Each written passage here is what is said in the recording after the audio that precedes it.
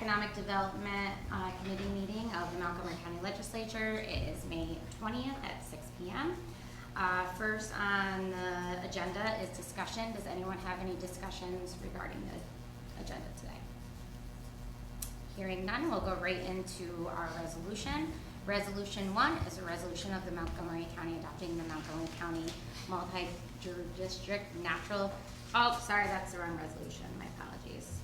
I was writing that one. Resolution accepting grant for the Montgomery County Clean Energy Community Grant Project, amending the 2025 operation budget, New York Energy Research and Development Authority.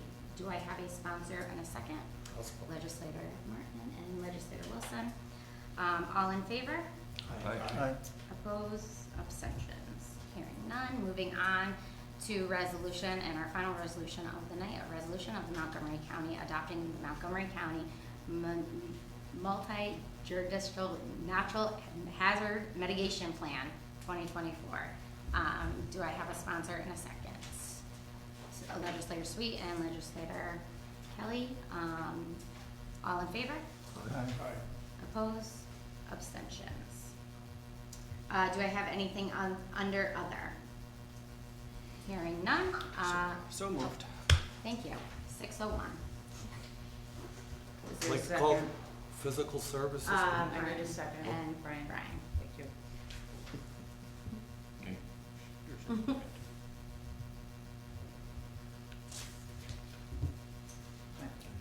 I'd like to call the Physical Services Committee to order. The floor is open for discussion. Hearing none, I'll move to the first resolution. Resolution approving the sale of surplus equipment for public works. I'll sponsor it. Looking for a second. Legislator Sweet.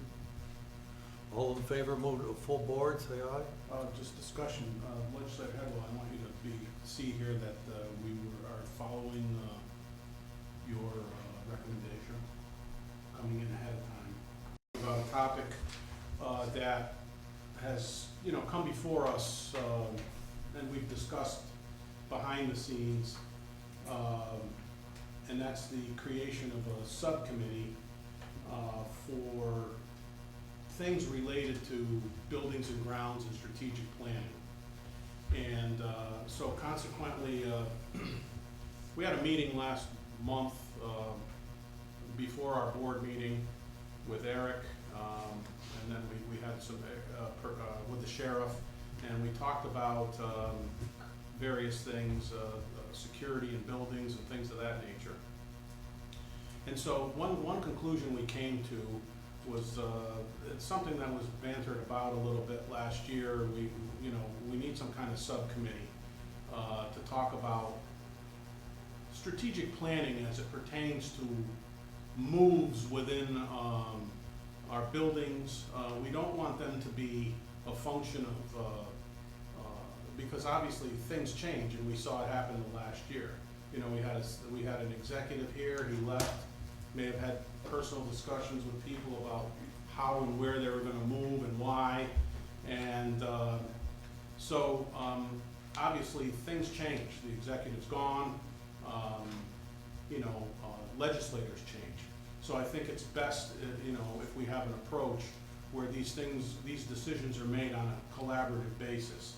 So I asked Megan the best way to do this, and she thought that the best way to do this would be to establish it as an executive committee of the county executive with some legislative representation on it. And so, and the purpose of this, just for all of you who are out there who are county employees, is not to get involved in the day-to-day management of your departments and your day-to-day decisions. It's big picture looks at things. How are we going to use this building? How are we going to use this space? Once we move this here, who's going to move there? That type of thing.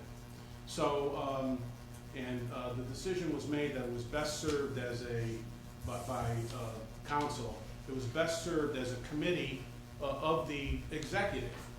And so after that, I spoke with the executive about it, and he was on board with it. The concept here is if you're talking about this type of move, it's a time time to call this committee to order. And the committee, as it stands, on the legislative side, would have the chairman of the board on it, whoever that may be. And this would be an ongoing, obviously, situation. The chair of the Physical Services Committee, because that's what we're talking about, are physical moves, and 2 at-large members. And I've made the decision that I would like the 2 at-large members for us, because of the longevity on the board, their knowledge of a lot of the ins and outs of our properties, would be legislators Sweet and Headwell. And partially because legislator Sweet, as chairman last year, was looking to establish something of this nature as well. On the side of the executive, he would have himself. He would have Eric, of course, involved as the DPW chair. He would have personnel involved and the sheriff involved on the committee, plus anybody else he would want to bring if it involved them and their departments. So going forward, and the idea here would be that, again, if it's a move of any variety of a strategic planning nature, how are we going to use this building? How are we going to use this space? That would be a set of circumstances under which this committee would be called together to reach a collaborative decision about it, the disposition of the use of our assets. So I just wanted to make you all aware of that.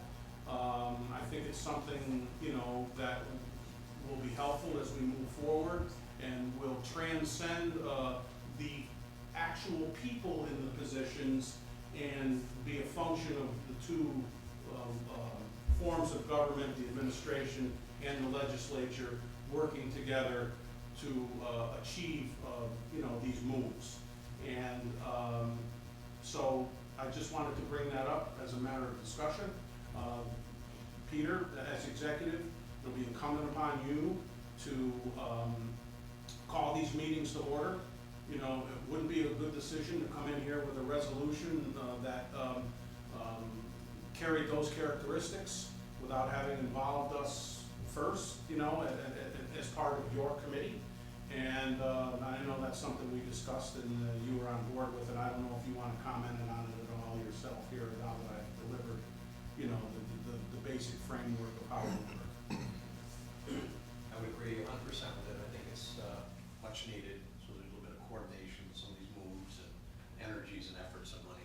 I agree with 100%. And the county exec's office will set that up and move forward with it. And also, in discussing it with Legislator Sweet today as well, among other subjects, he brought up a good point that it should be a meeting that is documented. So it would be best if you brought, whenever we had that meeting, for instance, Nancy was there taking meeting minutes, so. And that's essentially was the catalyst in me finally getting involved and trying to draw a conclusion to this, is we did have a couple of meetings last week before our board meeting, and the clerk was there taking notes. And there it was on paper as I'm reading the meeting minutes, we want to establish a committee of this nature. So, when it's written, it's something that serves, as a reminder that it needs to be done and accomplished. So, please fear not, employees, especially you, Eric. I know this, you may think of this perhaps as something that may be, getting a bee in your bonnet over, and we don't want it to be that. I don't want it to be that. I don't want it to be a committee that gets together to micromanage day-to-day opportunities. It's a committee that we reach collective decisions together about the use of our space, and we're all on the same page with it. So I just want to make sure your fears are allayed by hearing about this as something that, something new I got to deal with, going to stop me from operating. Nah, okay?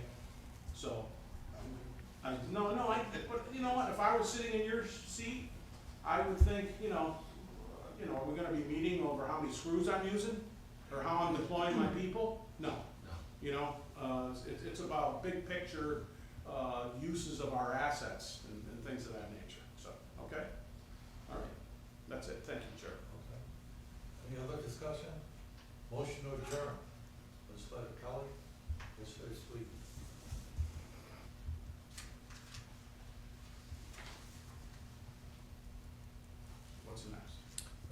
Yeah, you ready? Public safety. Okay, we'll call the Public Safety Committee to order at 6:11. First thing on the agenda is discussion. Anyone have anything to discuss regarding this committee? Hearing none, we'll move right on to resolutions. First resolution is a resolution. Legislative sweep, I think the presentation is before this. Sorry? This is on the new EMS building? I don't know when you want the sheriff to do the presentation prior to reading it. We can do that, yeah, go ahead.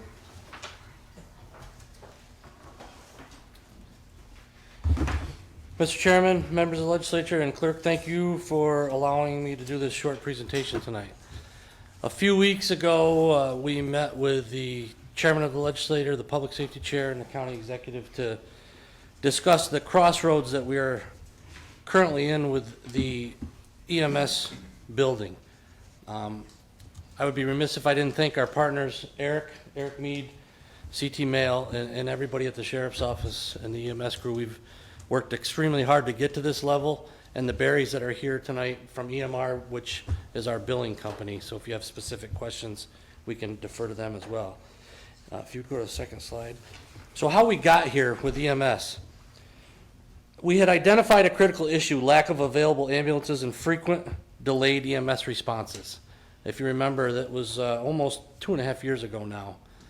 So we started to explore potential options over that 2-year period leading up to today. We met with multiple counties to understand the different EMS delivery models. We researched public-private contracting options and service gaps. We built a collaborative plan based on data, stakeholder input, and operational needs. And all that was done with EMR, our EMO staff, Jeff, Adam, and Chris, and members of our office, including Lieutenant Smith. The program financials, we came to the county. You adopted the first year EMS budget for $533,447. That was a couple full-time staff and equipment, an ambulance to operate, and regular day-to-day costs with running an office. The billing for revenue based on our EMS responses did not start until June 2024. Okay? The year-to-date revenue collected right now, with 2 months left to go, is $580,183.26. So as you can see, there's a approximate $50,000 increase over what we budgeted and paid in appropriations in that first year. The outstanding receivables billed but not collected is $591,332.01. And those are the things that we've talked about in the past about the hard billing and when do we decide if or when we go after those funds, and that's something that could come up later. We've also saved the county another $25,000 with doing transports from our correctional facility and standbys at our volunteer fire service structure fires. So anytime an ambulance is needed in the jail, we try to use our county ambulance because there is no bill, where if another provider comes, we have to pay that bill to transport that incarcerated individual to the hospital. To date, as we stand here today, we've responded to just under 800 calls in 2025. Now that's 800 times that there's either no ambulance available, extremely delayed response, or they don't have the level of care that's required for the type of call that's come in to the 911 center.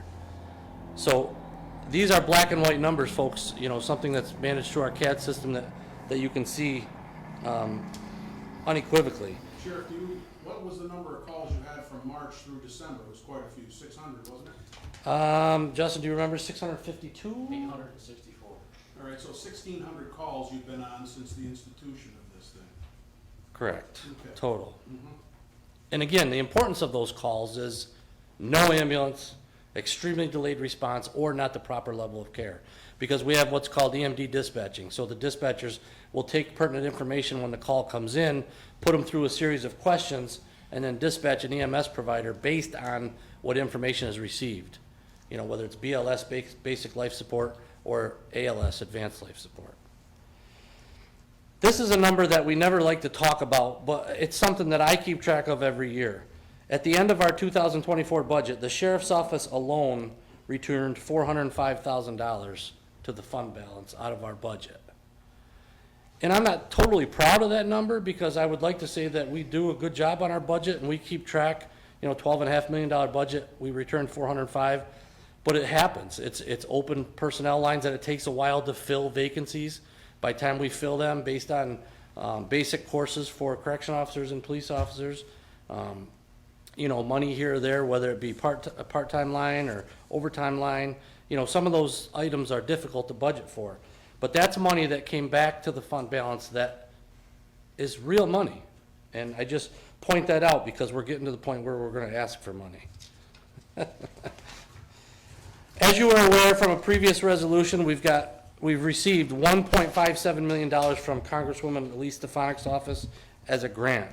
That grant was to purchase EMS equipment and to build a EMS house garage. The design and construction of the EMS house garage, after going out to RFP, has come to $1,360,044. That's prevailing wage, that's square footage that we truly need to house our equipment, you know, and it's working quarters for the staff. To date, we've spent $666,906.18 of that money, and that includes ambulances, equipment, engineering. The remaining balance is $908,93.82, but there are still some equipment pending. So really, we have $880,000 out of that grant to put towards the house. The next document is a document that we have to provide to the USDA, showing those funds that we just talked about. So the facility funding outlook, the remaining grant funds for EMS facilities, $880,546.92.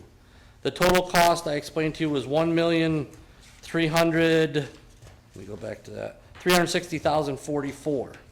The funding gap is $480,044. You've previously approved $110 in capital projects for the sheriff's office, which was a locker project for staff and improvements to our firing range. Reluctantly, I'm willing to turn that 110 back in and adjust lines to help try to offset the costs of the project, which means we need $370,044 from fund balance to move forward with the construction of this house and garage to house the EMS staff and the equipment.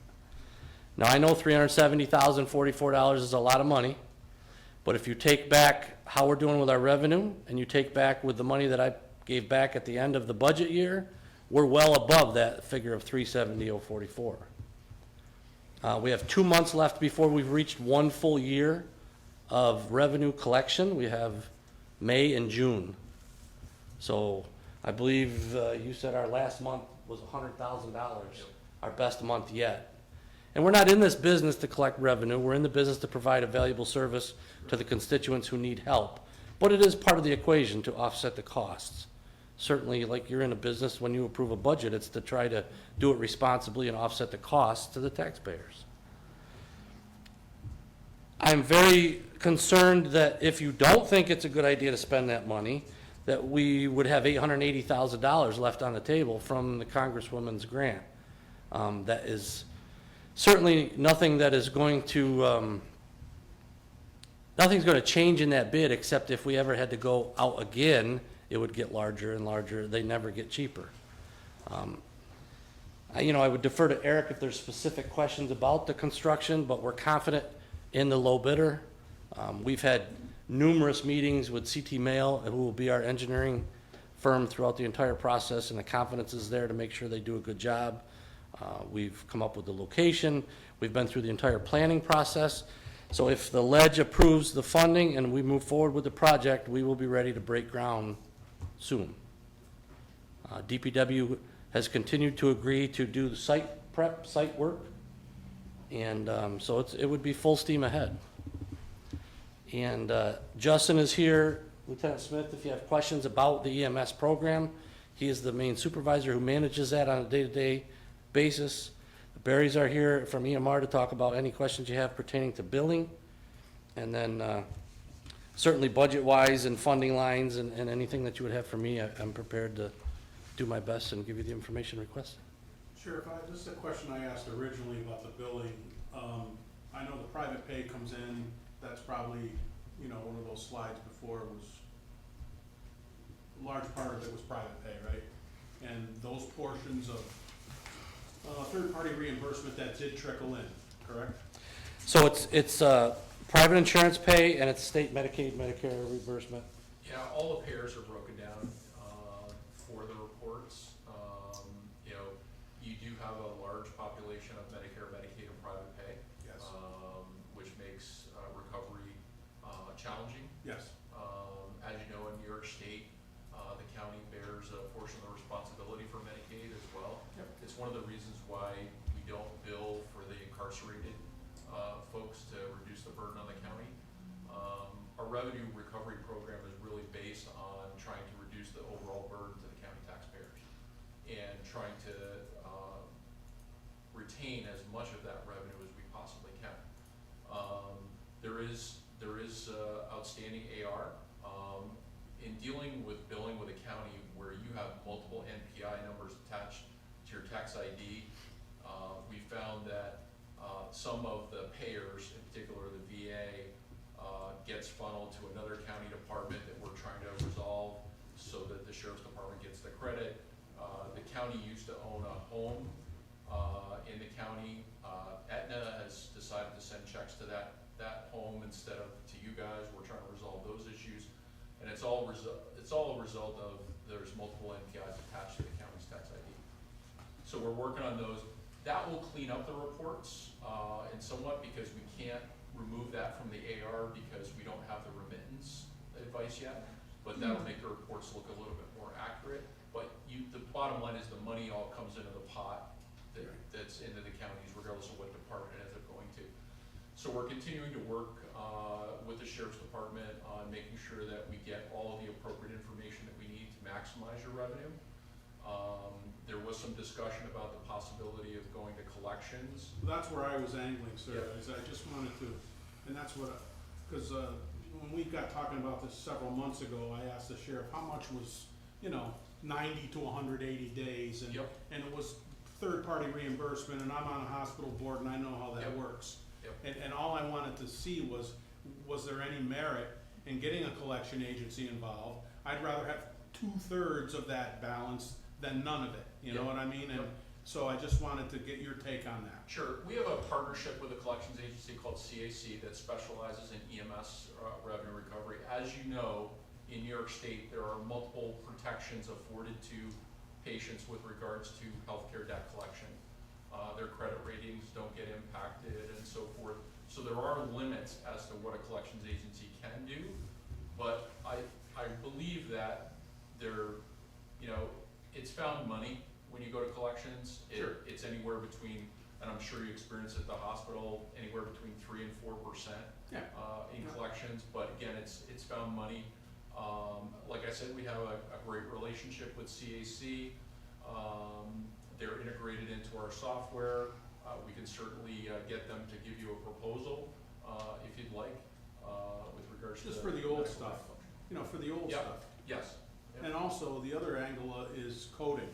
Yep. I know oftentimes, insurance, third-party reimbursement is, they're trained not to pay unless the coding is absolutely Absolutely. accurate. And I don't know, how do you feel, you gave examples of how payments are getting rerouted to other Yep. entities and you're discovering it and trying to get it back. Yep. But how about the other angle as far as the coding? Do we need help there to get them coded more accurately so the money does come in and they're not, denied because it's not coded right? So just to give you a little bit of background, all of our folks that review the charts are paramedic level or higher.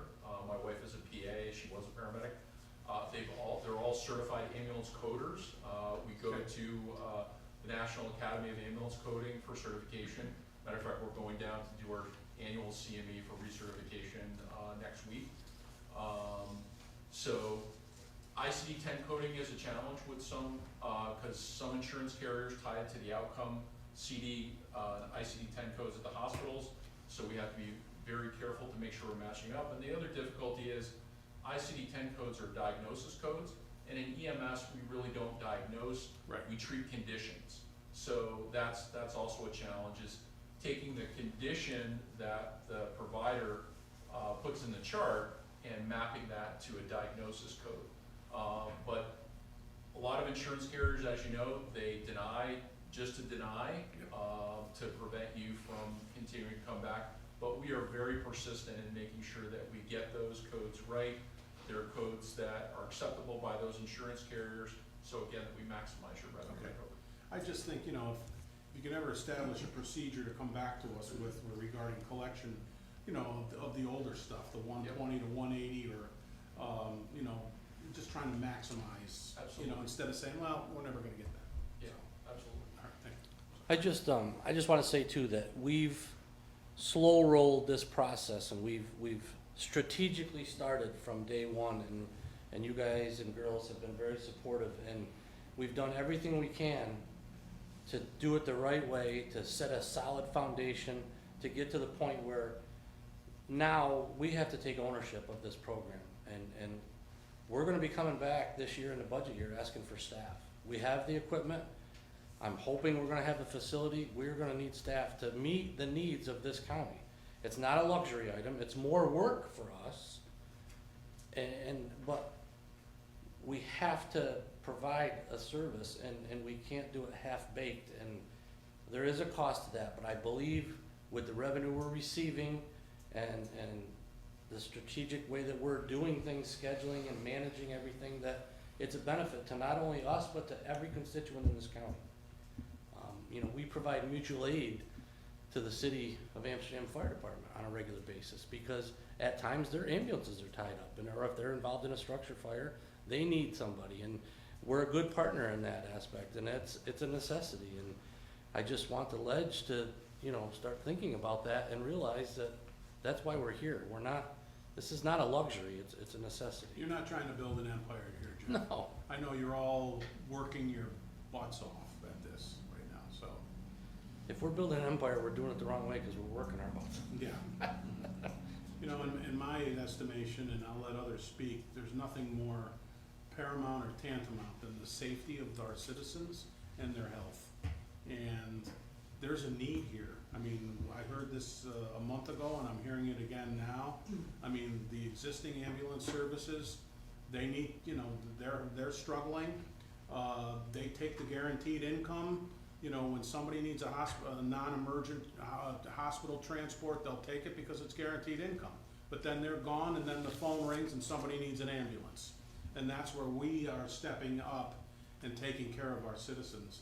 So, in my estimation, you know, I know it's, you know, it's a big ask, 370, but, it's needed, A, and B, there is an income generation component to this, which helps offset these expenditures. It's not all one-sided, and we have to keep that in mind when we make a decision here. Anybody else? Jeff, this is kind of going off this topic, not a little bit, but now it goes with the billing. When we talk about billing and billing people, when you have the fire, you know, EMS goes out, you know, it goes to different fires, can you bill the insurance companies for the buildings and stuff for that? I mean, FEMA's got a, you know, we send trucks that are hundreds of thousands of dollars. FEMA has a rate per hour for all those vehicles, but I never hear that we go after, you know, an insurance company. I mean, yeah, we're going after the individual homeowners, we're going after the individuals for payment for services, but we never hear that we're going after the insurance company who's making thousands and millions of dollars, and we're doing that. Just wondering. I got two things, but first one is these. So fire suppression activities, unfortunately, because everybody pays a fire tax, is 100% covered by the taxpayers. There is no mechanism for the fire service to bill for fire suppression. They can bill for hazardous materials response. There is a provision for them to bill the spiller of the response for hazardous materials. Unfortunately, there are rules and regulations driven by the NFPA and OSHA that require EMS's presence during a structure fire. There is no mechanism, unfortunately, to bill for the EMS presence and the standby of that in that particular event. Hazardous materials, they can bill for auto extrication if they choose to do so, because we're in a no-fault state. They could choose to, but generally what insurance carriers do is they look at the ambulance bill and the auto extrication, they pay the ambulance bill and not the auto extrication, because they look at it as one incident. So we would be in competition with the fire service to get reimbursement at the auto accident, which we really don't necessarily want. So the fire service is limited as to what they can do. It's more of a hazardous materials thing than anything else because of the funding stream that they get from taxpayers. And I was gonna say about hazmat bills, but I'm also going to attempt something for the first time and send a bill for our water rescue this last weekend. I And, mean, I just think of the fire that was up in Governor's, last couple of weeks ago, whatever it was, and the amount of people that were up there servicing that, and, the insurance company, I mean, it cost everybody a lot of money for that. And the other question I have, and again, if a person goes into jail and has insurance, Yes. does their insurance cover them when they go to the Yes. hospital and stuff? yes, So it's, the amount of people that come in jail that have the assurance is about 1 out of 1,000. no, I'm just, because again, you hear Yeah. a whole nother thing. We use it. If they have valid health insurance, we 100% utilize it. Okay. Because I think people have the misconception, as soon as you go in there, Your bills are. their insurance kind of goes off to the side, No. and we're paying for everything. Thanks. You're offering to turn back the stuff that's in the capital project. Yeah. That is going to potentially hinder the other side of your department, isn't it? The gun range, the training, Well, so those capital projects are things we've wanted to do for years. So can we survive without them? Yes, we have been for years. Is this something that I would like to do and I think is a benefit to our community and others because other departments use our range? Certainly. But at this point in time, I think I'm doing what's best for the community and trying to reutilize that money for the most important thing we have right at our forefront compared to fixing something that we've been trying to get fixed for years. I'm okay spending the money to build this facility instead of sending back the money to the feds. I just don't want us to. Oh, no, that 110 wouldn't go back to the feds. No, I know that. Oh. I'm talking the total project for Understood. building the EMS Yeah. house. I would just hate for us to be short-sighted and not continue with the capital plan. There's a lot of work that goes into, developing the capital plan, planning the capital plan, and implementing the capital plan. And it takes forever for it to get in the capital plan. So you're going to be another I 15 understand. years? I would hope not, but But no. No, let me rephrase that. I will not be here another 15 years. Neither will I. But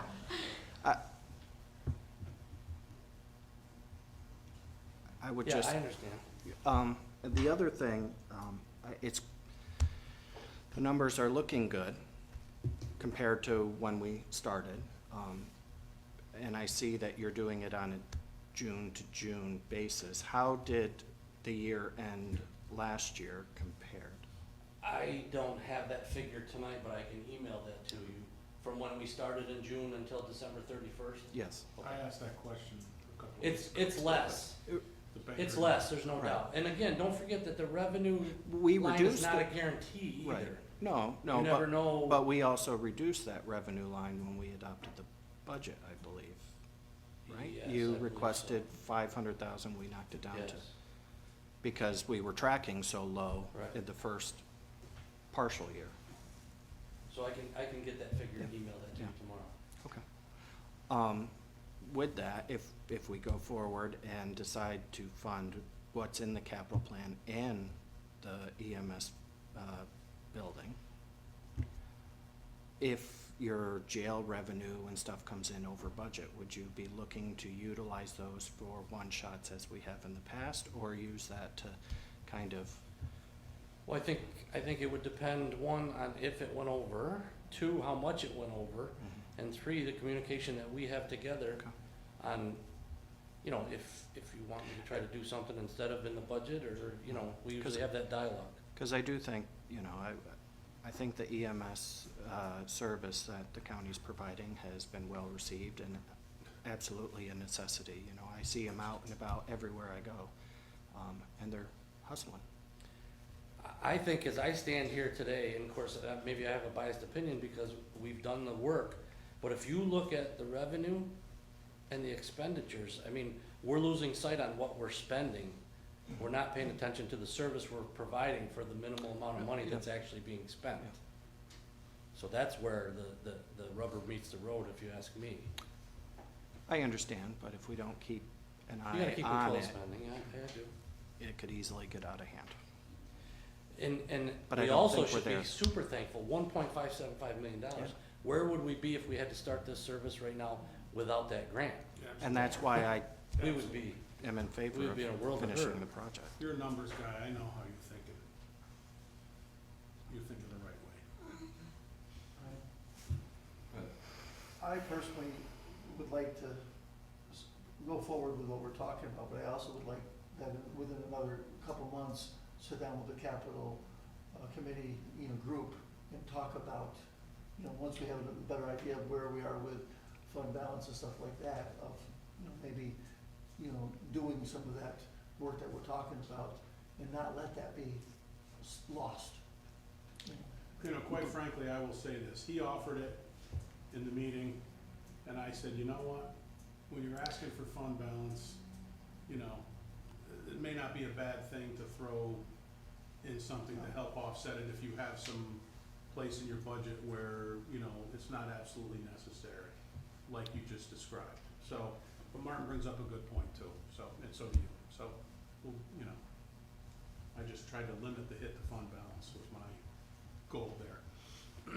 Going back to billing and collections, I would hate to see it get to the point where an individual who is barely surviving is afraid to call. is billed for something that they can't afford. Is there a way to put some sort of a threshold limit So, on that?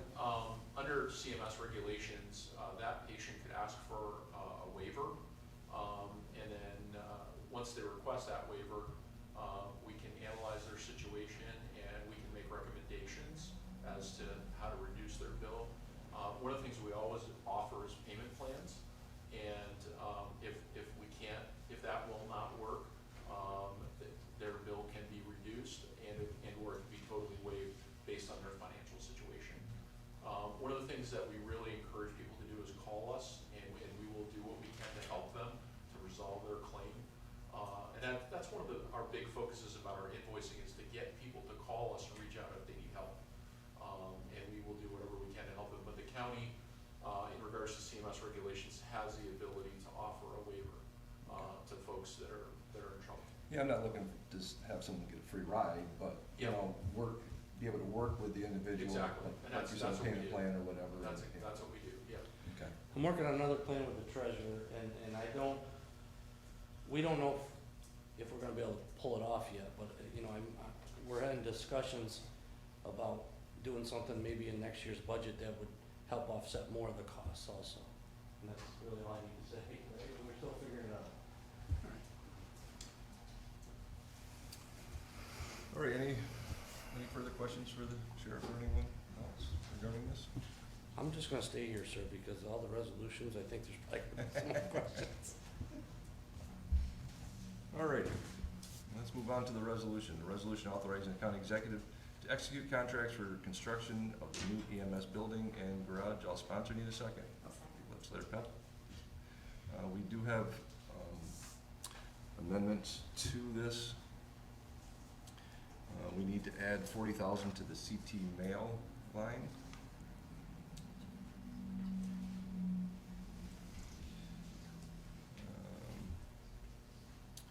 We need to add $65,000 to the West Winds general construction line. And those are in the figures that I presented to you. Yes. And you gotta add 105,000 to the total or from the appropriated fund balance to transfer. If you wanna expound on that at all. No, that's exactly what I just presented to you here. Brad? Yep. Treasurer? Oh, yeah, Sean, just wanna clean up the amendment Okay, when we get there. Under the further resolve, the appropriated, A599 appropriated fund balance should be 265,044 plus 105, for a total of 370,044. Yes. You're going to strike that second line, capital projects, for 110. That's not needed. That was taken care of through resolution 93 of 25. So you can strike that. okay. And then the transfer two, actually would be, transfer two would be to A 06 4 9900 009950, transfer two capital projects for the 370,044. Sean, say that again about the 110? The 110 was already moved from the general to the capital projects. Oh, I got it. That's not This is needed. how, okay. That amendment is not. Gotcha, needed all right, as it's an part of accounting, this. yeah, okay, okay. It's already in there. Yes. Yeah, it's baked in. Do you have all those numbers and? No, I don't. If he could send Do you them, want me to send them to you? I would appreciate it very much so, Treasurer. Thank you, Treasurer. All right, any other discussion on this resolution? Hearing none, all those in favor? Aye. Opposed? Abstained? Move to the full board. Next resolution is resolution authorizing county executive to sign an agreement for building security. I'll sponsor. I need a second. Legislator Hedwell Jr. We do have amendments for this also. Let's see. The first whereas is going to be Aero Security, correct? Correct. And the second whereas is the amount. Do you want to put the hourly rates in, I assume? Yes. $31.47 per hour, $47.21 overtime rate.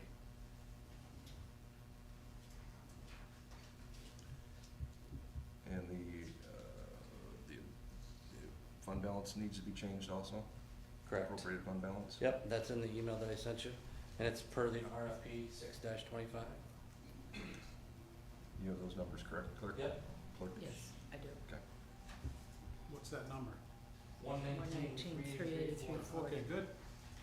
Yeah, those a little savings since I spoke in the first meeting with the RFP's going Sheriff, do you wanna backstory this a little?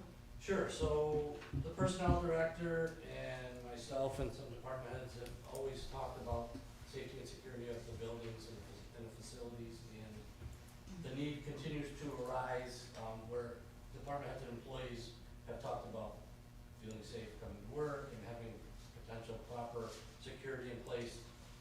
So we have a uniformed deputy at the DSS with Matt, but it's a very difficult position to keep staff in, because most people, when they go to police school, they get out, they wanna work the street. So thankfully, I think we're stable right now, and things are good, but there's no way that we could get deputies to fill these other potential positions. We feel with the move of DMV and the increased traffic at DMV and the legislators and the veterans and now the district attorney's office here, there needs to be a more stable situation here. And then with the public defender moving to History and Archives and Board of Elections, we talked about a more stable setting there. And then the two people that are working here now part-time would be filtering over to cover some of the annex. And we're just trying to do things that solidify, have a uniformed, unarmed security presence, but it's under contract, that has duties. The undersheriff is gonna be the liaison with the security company and day-to-day operations. They have a reporting requirement, they do perimeter checks. They're supposed to greet people as they come in the door. At the old courthouse, they're gonna take IDs and issue visitor tags, because public defender's upstairs, so they're gonna know who's in and out of the building. At the end of the day, if they still have an ID and, you know, where are they, and let's determine what they're doing and why they're still in the building. And, so we came to the legislature with a plan, and we went out to RFP, 2 companies bid it, and Aero Security was the low bidder, and we're confident with their abilities. We're only seeking to do a 1-year term in case the ledge doesn't like the way things are going, or we don't think it's good, we're not locked in forever, and there's also an out, but, and then after that, you know, we would seek to be able to do a 3-year contract if it's something that the ledge believes has been worthy. And there's plans of reconfiguring the entry? There's been talks, I think that's part of what this committee is going to do, that the chairman and the county executive talk about, to try to make the best plan for everyone and make it still friendly to our constituents that come to the buildings, but yet have a stable, professional, uniform presence to address any concerns that may come up. Sheriff, we talked about also the continuity of the people, didn't we? We did. So that, you know, we don't get, Constant different Deputy person dog each and here, every day, you know? yes. And the company assures me, and I check references, and the references that I checked, and there were other government entities, were very, very happy with the service provided. I am a little concerned that we're a little out of the way from some of these other bigger cities where they do a lot of their work. However, I've been assured that not only will it be consistent, but the supervisors will be coming by to check and coordinate and communicate. So I think they're very worthy of your it. due diligence, what are some of the smaller places? Didn't you have a few of those? So Somebody you're who thinking of used them? Securitas, that was the other company, the Arrow Oh, is okay, more Syracuse, Albany, down by White Plains, okay, Nassau County, a little bit bigger settings. okay. But I think if the bigger settings are happy, I would hope that we would be ecstatic, because it's a little easier to manage. Yeah. Thanks. So when we made that presentation, you guys had asked me to do the research and bring it forward, so it's really up to you guys to do Nope. what you want. Your recommendation? Any further discussion? Hearing none, all those in favor? Aye. Opposed, abstained? Move that to the full board. Next resolution authorizing transfer of ownership of a 2007 Hallmark trailer to Fulton County. Need a sponsor? I'll sponsor, need a second? Legislator Kelly, discussion? Want to elaborate at all on that, Sheriff? I didn't hear who sponsored. Myself and Martin. Thank you. So the trailer is still in decent shape, but it's very large, and it used to be for our mass casualty incident trailer, and it had equipment in it that expires unfortunately, and we really don't have the funds to continue to rotate that equipment in and out. We've also downsized with a couple newer trailers with grants and made better situation, and we have EMS providers now, which was different, we didn't have at that point in time. And Fulton County is a partner of ours and will insure it, register it, and provide it to us if we need it anyway, so I kind of thought it was a win-win. Any further discussion? Hearing none, all those in favor? Aye. Opposed, abstained? Move that to the full board. Next, Brian, can you jump to the next two with the sheriff and get those, and then maybe the DA gets come up, so, because when they're in the audience, they're hard to hear. So let's just, can we do those other two resolutions next? the I'll heat up. sheriff one. Yeah. That resolution amending the 2025 operating budget, insurance recovery funds. Need a sponsor? I'll sponsor. Edward Jr. and Pollock, discussion? Can I, wait 1 second, what resolution we were in? We jumped up to the insurance recovery funds. Okay, thank you. Any discussion on that? Hearing none, all those in favor? Aye. Opposed? I do have a change on that. Okay. That money was received back in 2003. So that has already lapsed to fund balance, so that would be a fund balance transfer. That was already credited to revenue back in 2003. So the increase, This is based on money. Yeah, it is. Yes. Was Jeff Kaiser aware that I did this Yes, base? he gave me the receipt. Okay. So can we do an amendment to this, so we can pay it out to the department that have the money Well, coming? like I said, you would, instead of increasing revenue, you're gonna transfer from fund balance. Right. So just transfer from the fund balance that amount to the The line? 8599 fund balance for the 79%. Yeah, I was not aware of that, Sean. Sean, can you get those numbers to Pat, please? Yep. Thank you. Any further discussion? Hearing none, all those in favor? Aye. Opposed? Abstained? Move that to full board. Next resolution authorizing the county executive to enter in contract with school districts for school resource officer positions. I'll sponsor. Legislator Hedwell Jr. and Legislator Wilson. Discussion. Hearing none, all those in favor? Aye. Opposed? Abstained? Move it on to the full board. Thank you all very much. Thank you, Sheriff. All right, let me get back to where we were. All right, so back up to the resolution establishing the position of Assistant District Attorney Felony Crimes. I need a sponsor. Legislator Pep, Legislator Wilson, discussion. Martin? Is the bureau chief position filled? No, No. Okay. neither is the first assistant. Okay. And, yeah, I am coming to you requesting that we, create the felony crime position. However, right now I have open first assistant, bureau chief, and I have, within our office, 6 ADAs. So I'm asking to, basically change one of the ADA's title, one of the 6 ADAs, to a felony crime position. So I'm not creating a whole new position. So you'll be eliminating the one ADA? One ADA, so I'll have 5 ADAs, the felony crime, the new position here, the bureau chief, which I have yet to fill, and the first assistant, which has been open since January as well. So, if you look at the transfer it's from the current, ADA position, and I would take about, $4,100, or $1,016 from the bureau chief line. So, financial impact it would be covered by this year's budget. Is there an extra one in there? Yes. Okay. I was seeing things. So that's supposed to be 4,116, not Yes. 41,000? Correct, 4,000, did I say? No, No. on the resolution, It's a it's misprint. 41,000, so we want to make sure Okay, that there's gets an extra straight. here. Yeah, 4,116, Okay. yes, there's an extra one in there. Gotcha. Legislator Hedwell, you have some? No. No? You good? Any further discussion? Hearing none, all those in favor? Aye. Opposed? Abstained? Move that to the full board. Next resolution, resolution increasing the hourly rate for the position of law school interns part-time. I'll sponsor, need a second. Legislator Pep, discussion. Christina, you wanna? I can tell you that the intern that we have coming back is going into his 3rd year. He's been an intern with the DA's office for the past 2 years, so this will be his 3rd year interning.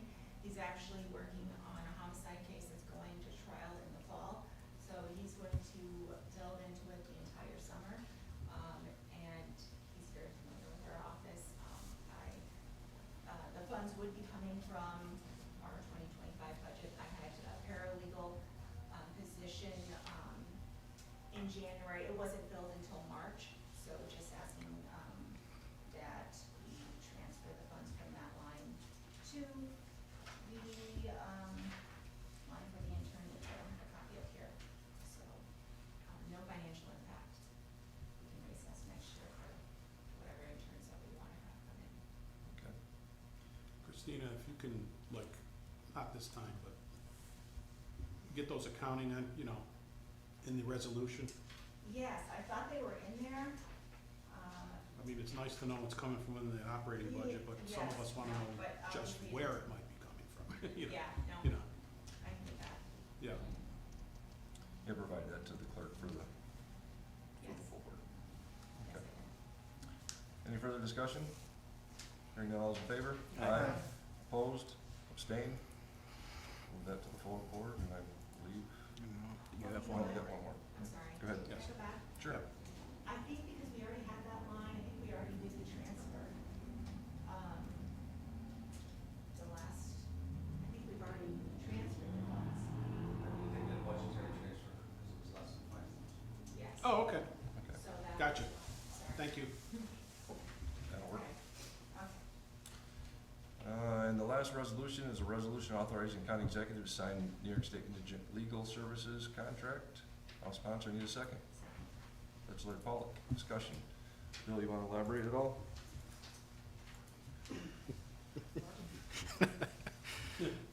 So, this is a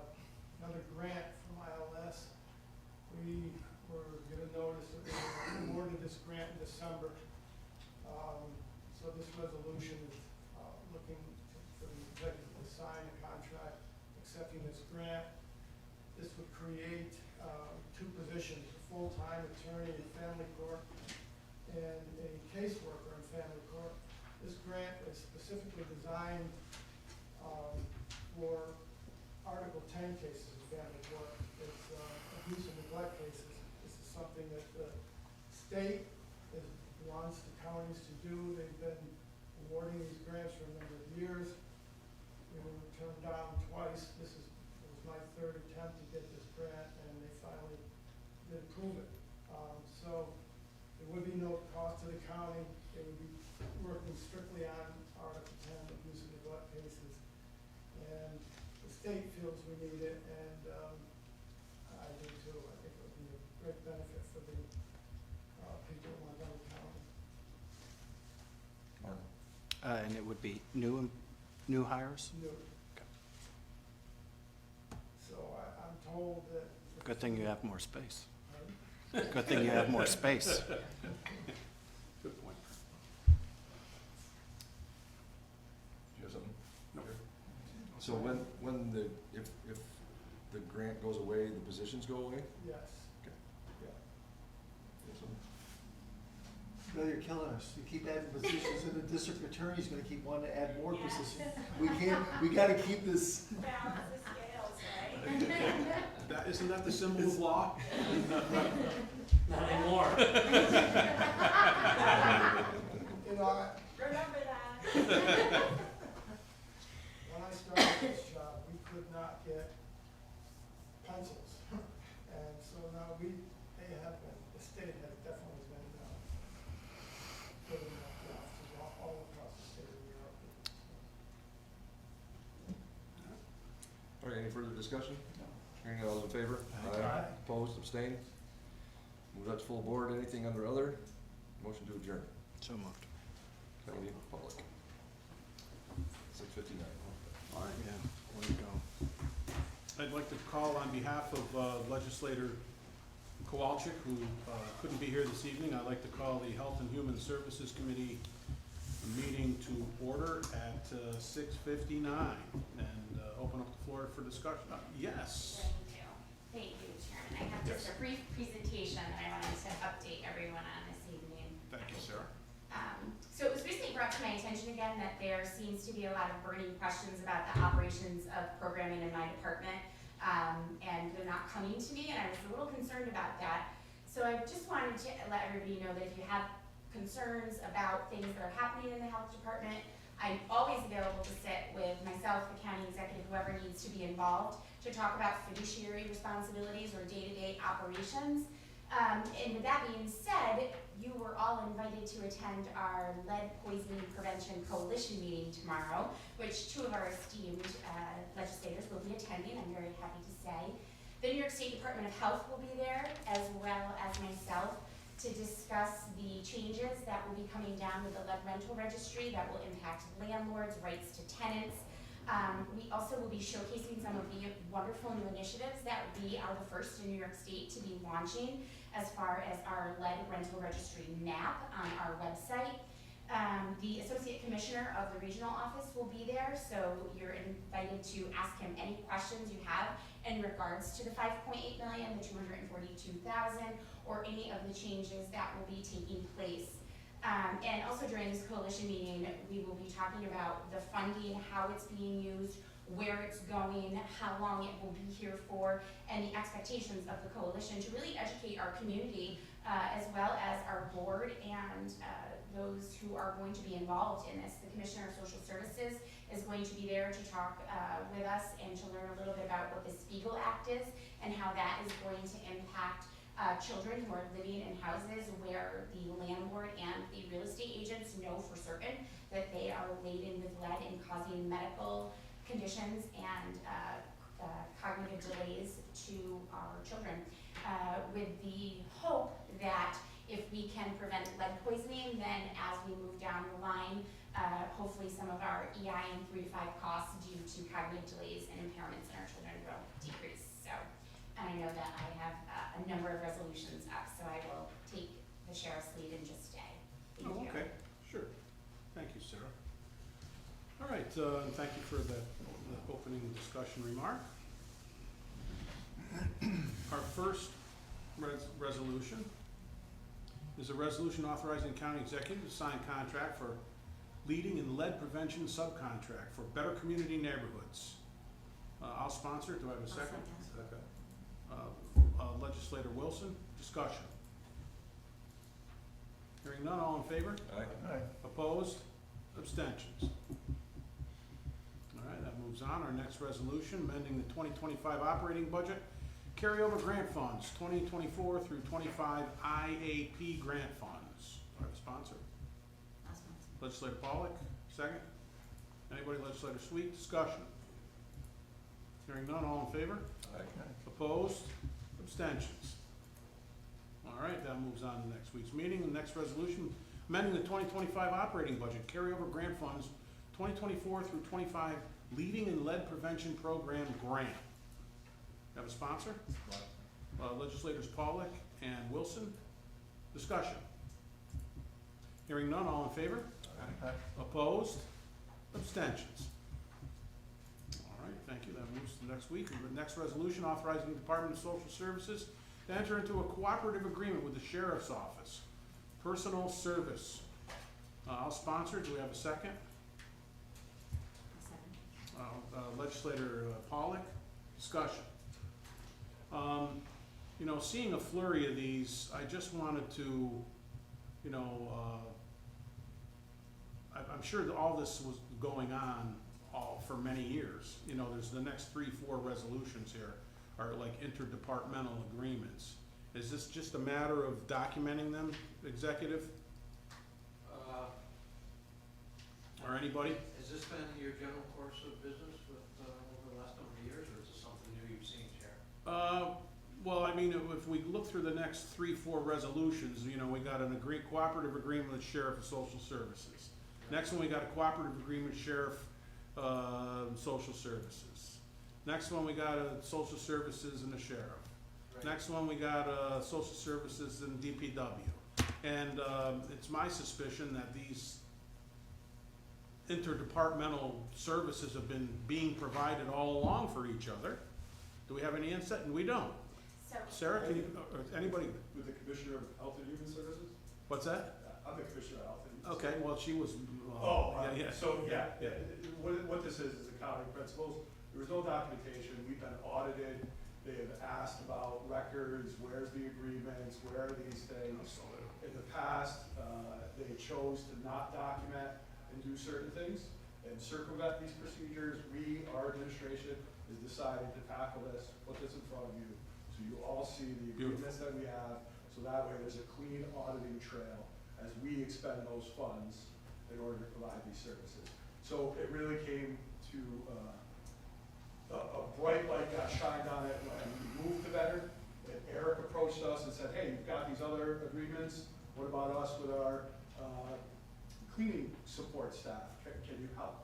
And we were like, absolutely, let's see how much we have in our admin coffers, and in order to do this, we just want to dot the i's and cross the t's. Beautiful. And put this in front of you, instead of doing the behind the scenes kind of, agreements that have been done in the past. Well, that's an excellent move, and, and Chairman Pep, with all due respect, I believe it was this board that asked us to do that. I think it started when we received our opiate funding and we were providing funds to the Sheriff's Office for MAT services. We were asked to produce an MOU or an MOA with the Sheriff's Office to allocate and be transparent as to where those funds were going. okay. All right. And so my suspicion was, not suspicion, that's a wrong word, but the theory was true. A lot of these things were going on interdepartmentally, just not documented. Okay. All right, so, do I have a sponsor? Did we get that far? Yes, it was All right. And any further discussion? Hearing none, all in favor? Aye. Opposed? Abstentions? All right, that moves on. Next resolution authorizing the Department of Social Services enter into a cooperative agreement with the Sheriff's Office for transport. I'll sponsor it. I'll second. Legislator Headwell, discussion. Hearing none, all in favor? Aye. Opposed? Abstentions? Next resolution authorizing the Department of Social Services enter into cooperative agreements with the Sheriff's Office. I'll sponsor. Do I have a second? Legislator Kelly, discussion. Hearing none, all in favor? Aye. Opposed? Abstentions? That moves. And next resolution authorizing the Department of Social Services enter into a cooperative agreement with the Department of Public Works.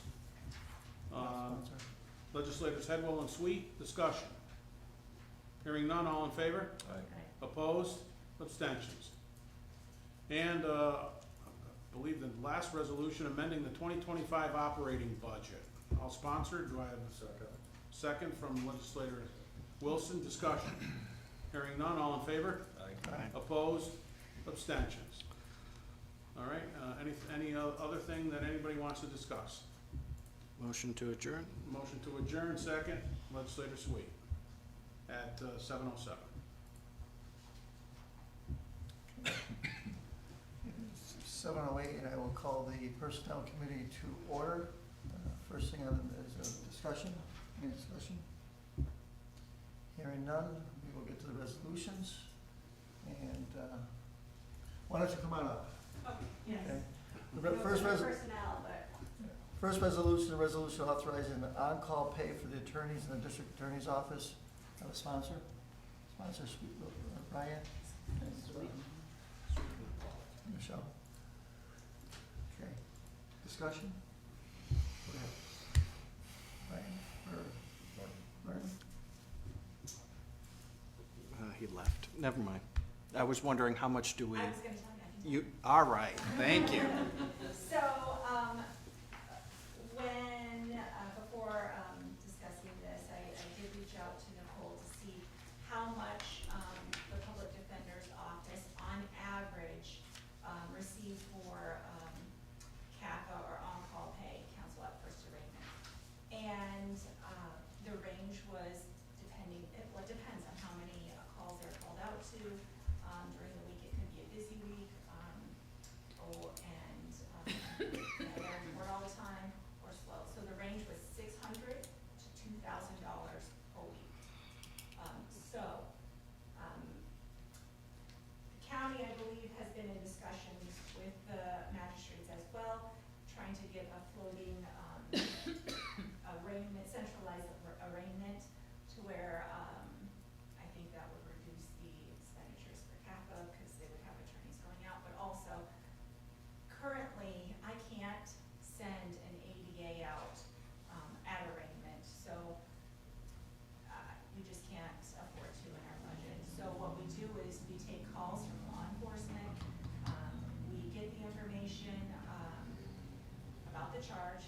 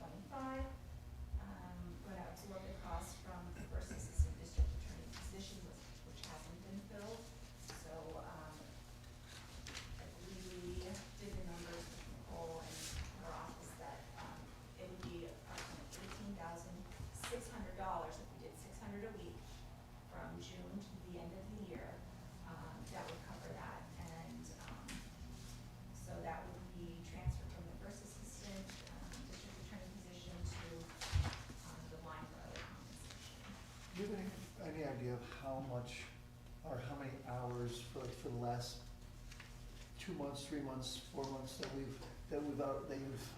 put into this? Do you have any, you know? I tell law enforcement to call me first, so that county doesn't absorb comp time. So I get, quite a few calls. Now, as far as the time spent, it varies, like, a search warrant, if you're helping draft it, could take a couple hours, or longer. A bail rec, I was on the phone this weekend with the judge, and just going over criminal history, what the charges were. I needed to request, or asking the judge to request, or to issue a order of protection. That could I understand the theory, and I understand what you're doing, but, you know, is this something they do for maybe on average of 4 hours a week, or we're looking at, I mean, you start looking at 4 hours a week, or if it's 6 hours a week or 10 hours a week. I mean, I know sometimes it's gonna be busier than others, but, you know, I mean, the public defender's office, I mean, they came in and they said, you know, we get $250 per arraignment, and they go into a court, and they have 4 arraignments, they make $1,000 within 5 minutes. You know, so we kinda got screwed on that deal when we put the price of per arraignment down, and the same thing, now we're saying 600 a week. Yeah, maybe it's better than an hourly rate, but I don't know. We're kinda searching. I don't have that exact number. I can tell you that, I've been to court from, town of Florida for raise the age since January. It was like 6 PM till I didn't get home till 1 AM. Stopped by the sheriff's office on my way home to drop off paperwork. It just varies, and I guess I could keep better track of the time I put in, so, it would account for what I don't ask my ADAs, but now I'm asking them to actually take a week so I can, you know, rotate, so it's not all on me. Of course, I'll take the, you know, higher level felony calls or questions if there's anything. I'll always be on call, but, I mean, maybe going forward, it would be a good idea that we could keep track of how many hours we're actually doing this, if it's worthwhile or but something. also, when you're on call, whether or not you receive a phone call. So we're asking them to, you know, be prepared to take a call from law enforcement during that week time period, where you are going to answer the phone if it rings at 1, 2, 3, which we do receive calls, 1, 2, 3, 4, 5 AM. And, you're going to, you know, go through whatever questions or assistance that law enforcement or the court may need. I would think So that, just having that responsibility of Yeah, being on no, call. I understand that. I would think for anyone other than Christina, that personnel should be able to track what comp time has been applied for. Yes and no. I think a lot of attorneys don't actually put, my ADAs don't put the phone calls, because the phone calls are, like I said, it could be a phone call of, 10 minutes of going through criminal history. So, I'll certainly ask them and try to get you a number. That's what we'd like. So when and if they do the centralized booking, then this really Then- wouldn't be necessary, or it would be? Then I might be, depending on, right now, we've had the meeting, with the county exec was involved as well. I'm not exactly sure the time frame of when that's gonna be up and running. I know that the sheriff is also involved because of, certain issues, but potentially it could be a year or two. Yeah, well, I mean, right off the bat, you know, we have meetings, right? Yeah. And, you're gonna see how it's gonna fit and match with our county here. We're looking, of course, for extra funding. You know, the state is very interested in us doing this. Well, the state should be able to give us a little bit of money towards that as well, towards that end. So I think that's where we left it. But, it looks like a good plan, looks like it'll work, but, other counties surrounding us have done it. And, but I don't know how that would affect. Now, being on call, you know, like, I've been on call my whole life. You're on call, you don't have to answer a phone, you have to do anything, but you're available. Yes. And that's really what you get paid to do, is not to go out, but you're available to be near your phone in case you have to, so we're paying, so less than have somebody available to respond to something. Yes. But that's, but, In the centralized arraignment, we haven't discussed the times of when the defendants would be brought to court in the morning or in the evening. So what would be great or ideal if it were after 8:30 or 9, then I would already have my ADAs who are, you know, on the clock, go out for that if needed. I didn't commit to sending an ADA on every day to the morning arraignments. However, depending on the charges, you know, if it's the more serious crimes, we will be out there. We want to make sure that bail is set or we're heard on any specific issue. I will have someone out there. Now, the evening arraignments, I think there's going to be a time frame of, I think, 2 or 3 hours, was it? So like 7 to 9, or 6 to 9. That wasn't set in stone now. At times, again, if it's during those hours and depending on the crime, then I would have an attorney go out, and that would be the on-call attorney. Any other discussion? All in favor? Aye. Opposed? Abstained? Okay, the next resolution establishing a sign-on bonus policy. So. Want to go through the sponsor? District Attorney and Bureau Chief positions in the District Attorney's Office. Okay. Resolution I'll by second. legislator. What did I hit? Seconded Just by- hit mute. Whereas, the Montgomery County You hit something that's taking the minutes. So, Mike has, I'll second. Was there a second to that? Brian, I'll second. Thank you. Okay? I'll second that. Lady of the voice. Oh, so, I think you heard me earlier state that the first assistant district attorney position hasn't been filled, that's been open since January. That position requires, a residency requirement, and, we don't have too many attorneys within the county that want to, leave private practice and, join the DA's office, so I have been working with the county attorney, to, at the state level, to see if that can be changed, the residency requirement, if that can be changed, and then also with the county attorney, I have been working, if that doesn't, go through the state level on, perhaps bringing a resolution to you to amend that, but we're in the works for that. And, as to the bureau chief, that position has been open since mid-March, and, I haven't been able to fill that either. That position does not require a residency, requirement. Again, we posted the jobs, we posted on, New York State Prosecutors Institute, the, DASME, District Attorneys Association website. We posted it, on Indeed, I believe the county's posted it several times, reposted it. I'm to the point where I'm down, in our office, we do have another attorney that's been out, so I'm down 3 attorneys, first assistant and a bureau chief, and those 2 positions alone are, very heavy in, prosecuting felony crimes and the, higher level,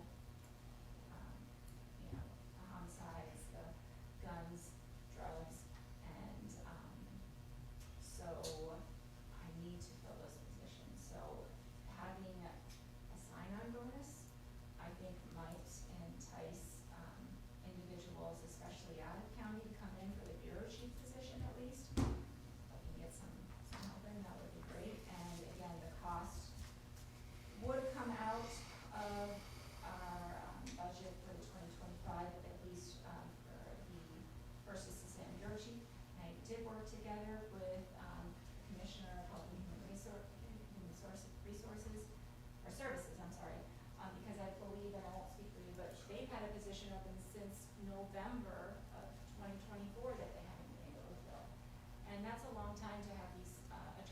positions go open and unfilled, and the burden is, you know, placed on us and the other attorneys within our office.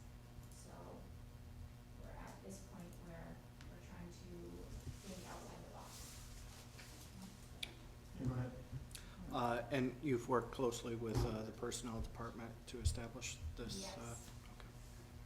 So it's a And comprehensive- the county, Yeah. exec. It's a comprehensive meeting, both the DA, myself, county exec, personnel, and county attorney. We're all in, we brainstorm to try to figure out different ways to do recruitment, because of these vacancies, and really put a hold on it. And you guys were generous to create the position of supervising attorney for DSS. We've had no luck to fill it, we're still utilizing with a signed agreement, the county attorney to do some mentoring and oversight of DSS. So, you know, again, we're using money over here to cover and put Band-Aids on it. And you'll see in the other resolutions also to increase the salary. So, you know, it's in conjunction together that we are coming to you to say we're in desperate need for these positions. This is a creative way, instead of blowing up salaries even more, to try to get recruitment. And hang on to them. And hang on to them. So, yes, to the chair's point, you know, this is a three-phase approach to it. You know, we spread that signing bonuses out with the hopes that it keeps people for 3 years. So 5,000 within the first 30 days, and then the anniversary, Yeah. first anniversary. Quick question, have we, obviously this is my first time doing all this stuff, have we ever done a sign-on bonus prior to this at all? For any department head? I don't believe so, I No. don't believe so. No, so my question is, and, you know, obviously, I support this, and it's not coming on a fund balance, but what do we do if other department heads then come around and say, well, I also can't get a person, we're doing a sign-on bonus for X, Y, and Z, I wanna suggest having a sign-on bonus. Yeah. So that's my biggest concern. Right. I think they have to demonstrate like a dire circumstance like we have here. They have to, and I believe the county exec is the one that can authorize the, it's not, I don't think it's in the verbiage there. But we did talk about that it should be a very dire where they can prove that they've tried these other methods, routine methods to hire people, and it just hasn't worked. And that they can apply to throw this, you know, this sign-on, this gimmick on there. Now, I know that the county attorney, was working together with, Nicole on creating a policy, so there would be an actual policy, Under which circumstances that would exactly, applicable? which bonus. Yeah. So one of the key components is the bargaining agreements. So they are bargaining positions that are under contracts, those would not be applicable, because that's all under the bargaining. So if you're a CSEA employee, if you're that there's, if part of the policy would be to identify the bargaining units. So again, that's a key part of this that wouldn't apply to certain positions, because that's negotiated and bargained through the policies. So they would be exempt from this. So right now, what we did was create it just based on these titles in the resolution. The policy then comes forward that actually indicates whether it's gotta be a bargain, it's part of negotiations. So those positions would not be eligible for this, because that as a part of the bargain. What Pete described, the county exec would then have the authority for other positions to approach you guys to say, could we apply this signing bonus to that? So we've tried to create that exact scenario of everyone coming forward to say, we've lost staff, we can't recruit. Well, that's a bargain position that has to go through those channels. If it's one of these other non-bargain positions, the county exec can take a look at that. And I think the county exec is involved in all of Yes. these approvals. Yes, yes. Martin? Is this going back to when we were passing the budget and department heads were cherry picking raises for certain positions and elevating? Is this, it'd be nice if the personnel department. I think, we haven't had the attorney, filled since, been open since November 2024, for the county, and, I under, the DA's I under, office, I understand that, but I know that, you know, back, what started the whole review of salary studies and stuff, DPW, you know, they were the first ones, I believe, that ended up getting a raise and increase in salaries. And then in the last budget, we gave more. So, Are Martin, we- yes, the salary study came into play, so the reason that the salaries that you'll see in the other ones, they're increasing, Christina's and mine, we did this in conjunction with HR. What we did, so again, please, this is not, I don't wanna, I'm gonna say this publicly, I could be mistaken, because this is not my department, this is our personnel director's, officers' department. However, we then, when she originally did the, survey salary, they used certain data in order to support those decisions. So I've stood before you in front of our budget presentation and said, I thought this was wonderful because it does take off those one-offs. I need to get this position taken care of. No, we're gonna go by the salary study. So what we did was bring in new data points. One that we had to use was, we are competing, believe it or not, here in Montgomery County with Albany for these attorney positions. So that was data that wasn't a part of the salary study that Nicole brought in. We also brought in supervision. She also took a look, so I know a few of the factors, because this was all discussed at our meeting. The other factors that we brought in is size, other comparison counties, how many attorneys do they have? So for us, we have a supervising attorney that's only gonna supervise 2 people, which means they're gonna have a caseload. Where in other counties, they may have 5 DSS attorneys and then 1 supervising attorney. So we brought in some additional data to be able to justify why we could seek the additional $10,000 in compensation without doing any disjustice to the salary study. Does that help explain that? Yes. Okay. I still would have liked the personnel director to have been here also. I would have loved it in any of the discussions prior to tonight, but that didn't happen, so. I'm sorry, I didn't hear that. I said I would love to have been involved in some of the discussions in regards to this, besides just seeing these, Yeah, you know, I think sometimes we forget that the people that are in charge of these committees should have a little bit of input, except coming to the meeting, because if the district attorney wasn't here, we would be left not knowing anything at all. so legislator, I apologize because some of this was my scheduling. This was gonna be brought up last, meeting. I wasn't gonna be here, so I asked the DA if we could do this, together, because when we used the salary for the supervising attorney, our comparable was the position that's also in here. So we delayed it, by the time our schedules met, we met 2 weeks ago. So your point is valid, I'm gonna fall on the sword on that one. It was my schedule, it was my vacation, that didn't help us to bring you into that equation, so I apologize. And I think, you know, the county exec can speak for himself, your point is well taken. Yes. So it's, Actually, this is this meeting. That's what so it's a sign-on bonus for 1 first district attorney and 1 supervising social services attorney, or is it, And 1 year. So she- that's a separate One each. resolution? Yes, Right. but for this resolution, Martin, Yeah. it's 10 for her, so there's 2 positions for the DA, they're 2 5,000. Okay, all right. So, I'm thinking the amendment needs to be changed, because I believe if you're moving money from salary positions, they should go to the comp and raises in the individual departments. It shouldn't. That we did Yes. discuss that with, This is, Paul.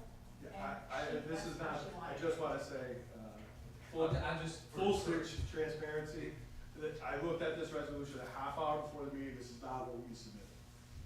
I'm just thinking that it would make more sense to It would. designate that the salaries into the budget to where the money is gonna be spent. So, again, I apologize, I thought that the resolution be submitted, it was gonna be the resolution that was here. I was a little surprised that it wasn't. So, I just you're noticed, right. I just noticed Yes, this as so, well. you know, if that's something the ledge would like, we could try to make those adjustments. Well, how was it submitted? county Oh, executive. Like I said, I literally found out a half hour ago that the resolutions were not, it was a half hour before the meeting, 5:30. So are we awarding a sign-on bonus before we establish a policy? I believe that the policy is attached Okay. That, on this particular, may I, legislator? Yes, go ahead. There is a policy attached Mhm. that explains all of the Montgomery County sign-on bonus policy. And the resolution is establishing a policy. And that's what the resolution is establishing the policy, which is attached.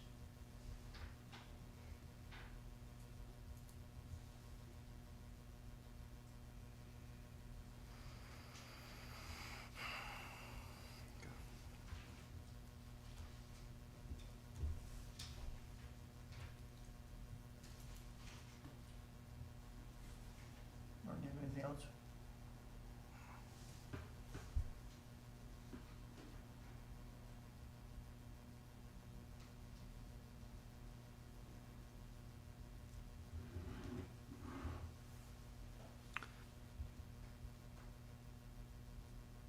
nope. Anybody else have any other discussion? All in favor, sending it to full board? Aye. Aye. Aye. Opposed? Next resolution. Resolution authorizing a salary adjustment for the first assistant district attorney and borough chief position in district attorney's office. Have a sponsor? Sponsor Wilson and Pep. Discussion.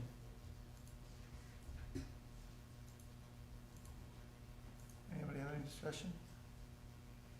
All in favor? Aye. Aye, opposed? Okay. Resolution authorizing salary adjustment for the supervising social service attorney in the Department of Social Services. Have a sponsor? I'll sponsor. Sweet and Pep. Any discussion on this? I hate attorneys. All in favor? Aye. Aye, opposed? Resolution approving the retirement days credited monthly for part-time and full-time elected officials and appointed officials. Have a sponsor? So moved. Martin and Wilson. Any discussion on this? Hearing none, all in favor? Aye. Opposed? Carried. Anything under other? Motion to adjourn? So moved.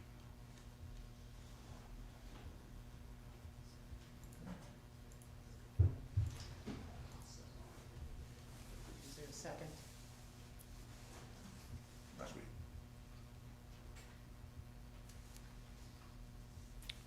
Ready, clerk? Okay. Call the Education and Government Committee to order. It's 7:35. Discussion, anybody from the committee or the public wishing to speak? Hearing none, we'll move right along. First is resolution authorizing county executive to sign contract flood insurance coverage 9 Park Street. Is there a sponsor? Legislator Wilson, seconded by Chair Pep. Discussion, hearing none, all those in favor? Aye. Opposed, abstained, carried. Next is a resolution confirming appointments made by county executive to the Board of Ethics. Is there a sponsor? I'll sponsor. Is there a second? Legislator Pollock. Discussion, hearing none, all those in favor? Aye. Opposed, abstained, carried. Next is a resolution authorizing county executive to sign contract with Environmental Design Partnership LLP for design and bid services, construction management, and observation services for FMCC paving priority 1 and 2 project. Sponsor. Sponsored by Legislator Sweet, seconded by Legislator Wilson. Discussion. Hearing none, all those in favor? Aye. Opposed, abstained, carried. Anything under other? Hearing none, I look for a motion to adjourn. Legislator Wilson and Chair Pep.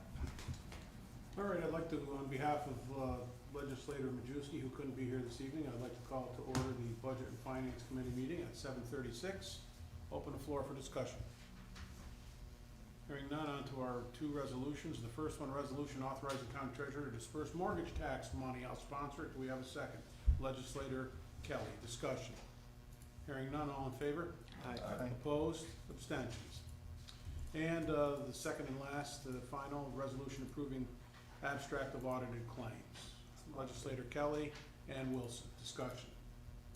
Hearing none, all in favor? Aye. Opposed? Abstentions? All right, anything anybody else would like to discuss? Hearing none, motion to adjourn. So moved. Legislator Kelly and Pollock at 7:37. Thank you.